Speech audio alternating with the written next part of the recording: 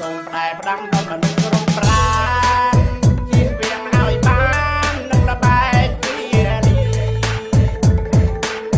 ខ្ញុំសូមតែផ្ដាំដល់មនុស្សគ្រប់ប្រាណជៀសវាងឲ្យបាននឹងល្បែងពីលីកុំឆ្លក់នឹងវាវេទនាដល់គ្រួសារអ្នកអាវ៉ាចៅតាឃើញឯងចិត្តពិបាកចិត្តអារឿងអីដល់កំឡះក្មេងសាប់កុំអាលគេខ្លីនេះមើលស្រីស្រីរូបល្អអស្ចារ្យបតាសខាដូចចៅឯងណាតិចឡំបតាជីប្រពន្ធស្រីស្រីទៅហើយទៅចោះឯងកុំគិតខ្លីស្រៀងលេចជាមួយចានេះជាសរុប9ចេញក្បីតានិយាយមិនអួតទេដេនទុកពូក្រាំងឲ្យតែឃើញតាជ្រាបឈួរមើលមីងញ៉ាំមនុស្សម្នាក់ភ្លេចភ្លាំងភ្លឹកអស់ស្មារតីហើយអបពី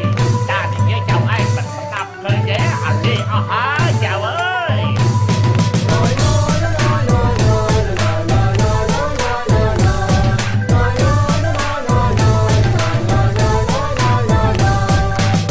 បានតានិយាយចឹងខ្ញុំគូមិនតិចតែតានិយាយនេះលឿនដូចអាម៉េចបើខ្ញុំមិនភ្លេចតានិយាយថាខ្លួនជា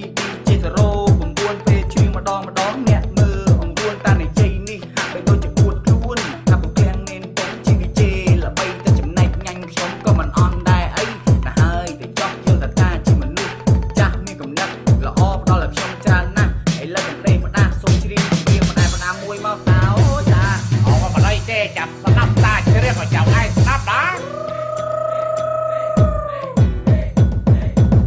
ខ្ញុំសូមតែផ្ដាំដល់មនុស្សគ្រប់ប្រាណជៀសវាងឲ្យបាននឹងល្បែងពីលី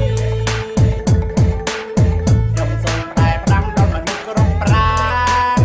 ជៀសវាងឲ្យបាននឹងល្បែងពីលី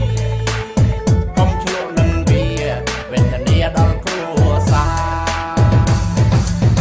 បានតានិយាយចឹងខ្ញុំគូមិនតិចតែតានិយាយនេះលឿនដូចអាម៉េចបើខ្ញុំមិនភ្លេចតានិយាយថាខ្លួនជាសរោ